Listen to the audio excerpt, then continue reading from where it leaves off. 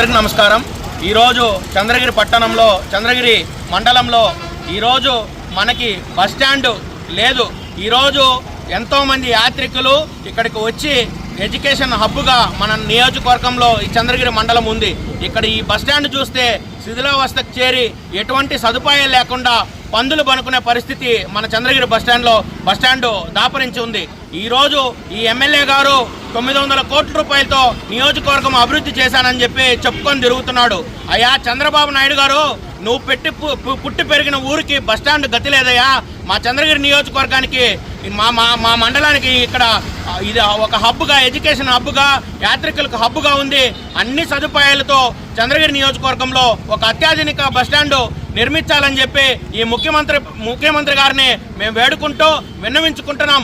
ఇక్కడున్న ఎమ్మెల్యేకి ఇసుక దోచుకోవడం, భూములు దోచుకోవడమే పనిగా ఉంది తప్ప ప్రజలకి ఎటువంటి అభివృద్ధి చేసే పనిలో ఈ ఎమ్మెల్యే లేడని చెప్పి కాంగ్రెస్ పార్టీ తెలియజేస్తూ ఈరోజు చూస్తున్నాము, రాష్ట్రంలోనూ కేంద్రంలోనూ అతి కిరాతకమైనటువంటి పాలన మనం చూస్తున్నాము। నేడు చూస్తే ఎక్కడ చూసినా భూ కబ్జాలు, దోపిడీలు, ఇసుక దోపిడీలు, మైనింగ్ దోపిడీలు, అదేవిధంగా చివరికి రాష్ట్రంలోనూ కేంద్రంలోనూ ఈరోజు చూస్తుంటే యువత విద్యార్థి యొక్క మేధోశక్తిని కూడా దోచుకునే పరిస్థితి చూస్తున్నాము।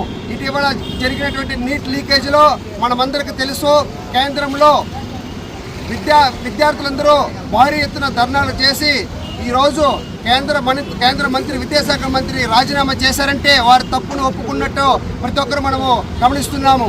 అదేవిధంగా ఈ బీజేపీ పరిపాలనలో వ్యవస్థలంతా నిర్వీర్యమైంది కాబట్టి ప్రతి ఒక్కరు కూడా గమనించాలి।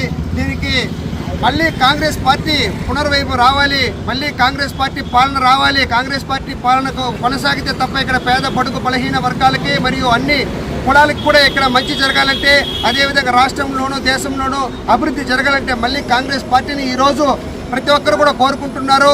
ఇందులో భాగంగా ఈరోజు చంద్రగిరి నియోజకవర్గంలో సాక్షాత్తు మన ముఖ్యమంత్రి గారి సొంత జిల్లా, సొంత మండలము ఇది। ఇక్కడ బస్ సౌకర్యం కూడా పూర్తిగా లేదు। ఇక్కడ పురాతనమైనటువంటి చంద్రగిరి కోట ఉంది, ప్రసిద్ధి గాంచింది। అదేవిధంగా ఈ పక్క బెంగళూరు వెళ్ళాలన్నా, ఒక పక్క మద్రాసు వెళ్ళాలన్నా అన్నీ కూడా ఇది కనెక్టివిటీ రోడ్డు।